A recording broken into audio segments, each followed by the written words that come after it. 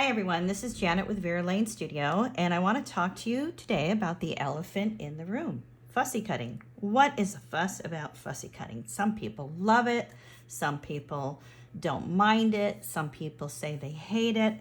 You know, I think it's all the way you look at it, and I had a couple of people say to me, you know, I really enjoy fussy cutting. It's really relaxing. And when I heard that, I took a paradigm shift and I decided I'm going to take a good attitude toward fussy cutting.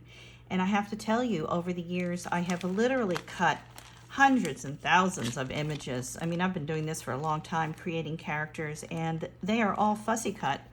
But lately, in the last couple of months, I did purchase a scan and cut solely for the purpose of fussy cutting, because now I am doing designs for a couple of different companies, and I am also doing images that I am cutting out for Create and Craft TV. So for the ease of demonstrations, to have those already colored and cut available. So because I'm doing a little bit more work, I thought I'd have the machine to help me out, and then I could spend my time coloring. So I'm going to show you a couple of ways to fussy cut. We can fussy cut by hand, of course, and we can certainly have a machine give us a hand.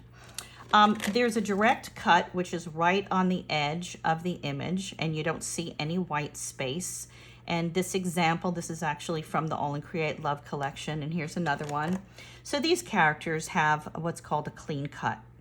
It's a direct cut, a clean cut, and it is right on the edge of the contour, okay? Another approach is leaving a little bit of white space, and I call it cloud cutting, and that's something I get from, teaching school so many years. And the elementary teachers would always be cutting out parts for the young children because they couldn't cut, and we always did cloud cutting. It's a little less tedious if you could be mindful of the contour. You just have to pay attention, and I kind of liken it to driving. When you drive, you look ahead of you. So when you cut, you're looking ahead of you and you're predicting the contour. So for you people that are extra visual, it's probably a little bit easier to do. So I've already started cutting this little gal, and this little gal I'm doing a direct cut, and I'm going to go ahead and change my cutting so I can show you how I do a manual cloud cut. So what I do is I watch the contour and I try to keep that white space the same distance. And I just follow the contour and leave a little bit of breathing room. Now, I might not be perfect all the way around, and I'm okay with that. And you'll see how the machine does a perfect job. And what I do is I hold the scissors. These are Subi scissors, I think. EK Success is the company. I really like these scissors. I have a couple of pair. And I move the image rather than move the scissors.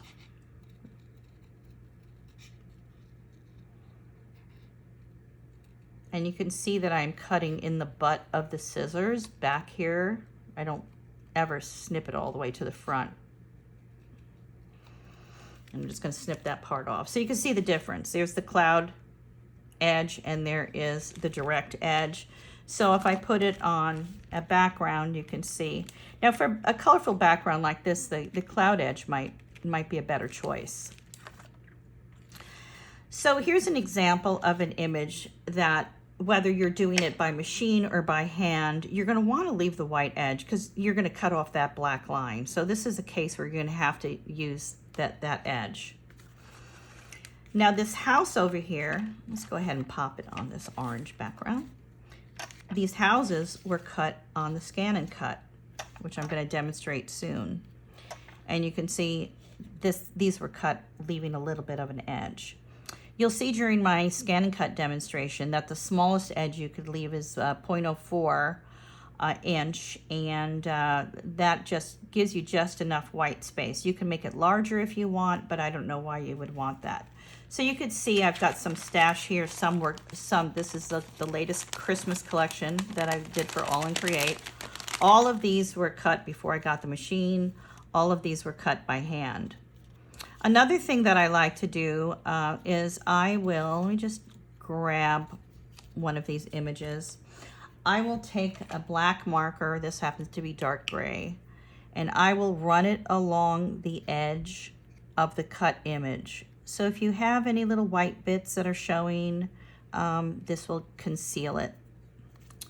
And all I do again is just run it over the contour of the image, trying to be careful not to get your ink on the image itself. Okay, so that is a little brief tidbit on cutting by hand, and now we're going to go ahead and switch the video so we can take a look at the scan and cut. See you in a minute. And I'm back. Now we're going to take a look at the scan and cut. This particular model is the SDX85. I think it's the lowest model. I'm pretty sure it is, because I bought this solely for cutting. Anything else I have no interest in. I just wanted something to help me cut while I'm still coloring. So the top button is the power button. We're going to go ahead and power that up. And the front drops down. It has some storage areas in here.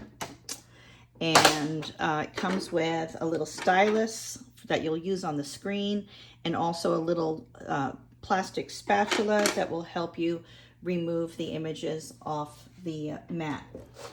The mat is specific to Brother. There are other machines out there, so make sure if you're replacing your mat that you get the Brother mat. And it will not load unless you have the code and the arrow pointed up here. So sometimes it doesn't catch. Let's hope that it catches. So I'm going to go ahead and put my my mat up here. Now I just aligned the paper. I already did this already. All you do is just lay it down on the sticky. I'll show you. I'll take a piece that's already, it kind of sticks on. You see that? Now I can't move it. So that's why we have the spatula. So the surface of the mat is sticky. So I'm going to go ahead and hit the load.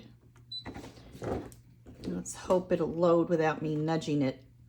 I'm going to pick scan, and we want the direct cut. You can use a stylus. And you can do things off the computer, but I'm not taking any designs off of the software. I'm using, I want something to be scanned from the machine, so I'm going to select the machine.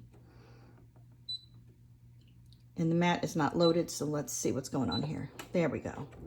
So it's going to gently pull the mat in, and it's going to scan it and hold it in its memory.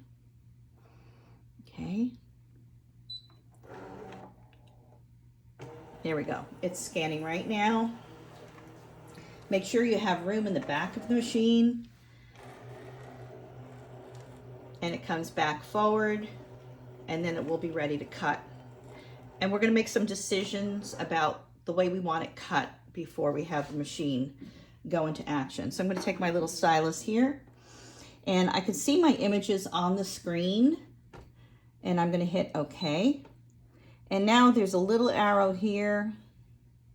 You want to go ahead and bring into the cutting area. Otherwise, the edge of your paper is going to be recognized, and you're going to have cutting going along the side of the paper. So I'm going to go to preview, and I should see the contour of my images.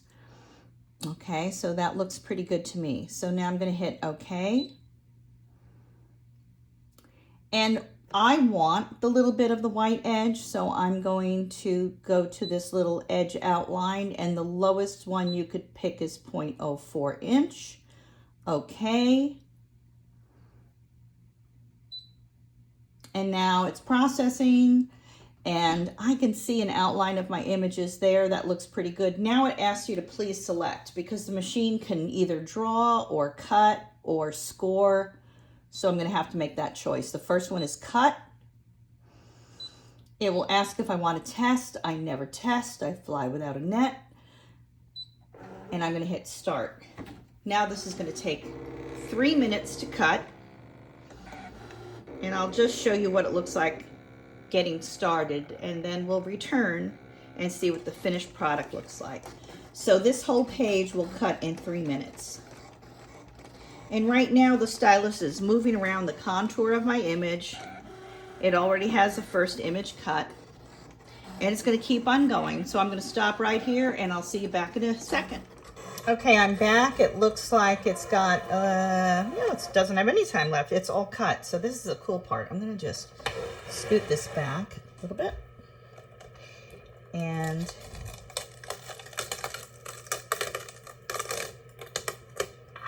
there we go. And that could be used as a mask if you need. And now to take these little babies off, let me go ahead and pull this out.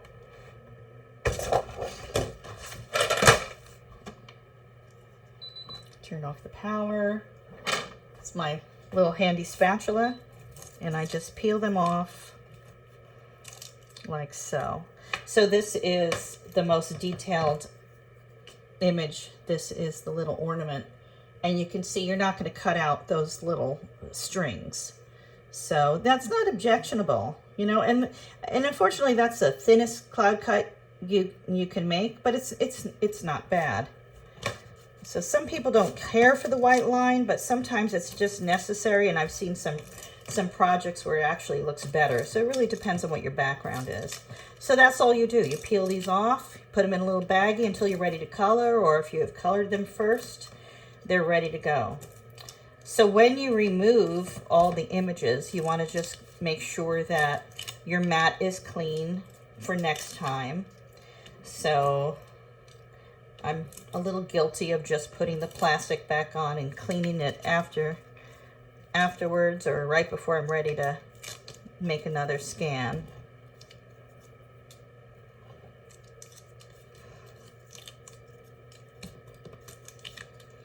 And then I'm just gonna not worry about wiping it off right now. It actually looks pretty clean.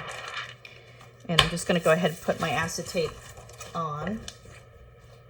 Set that aside, and then you can see the finished product. So it took about 3 minutes to cut out all these images, and what I think is you can spend your time coloring while the machine is cutting, and that's really it. It's easy to use. I never read any instructions. And I don't think that's anything to really brag about, but I just am not an instruction reader. And I just looked at it and figured it out. And, you know, there were a couple of things along the way that took some learning curve, but it's all good. So if you have any questions, please let me know. And I will see you again. Take care. Bye.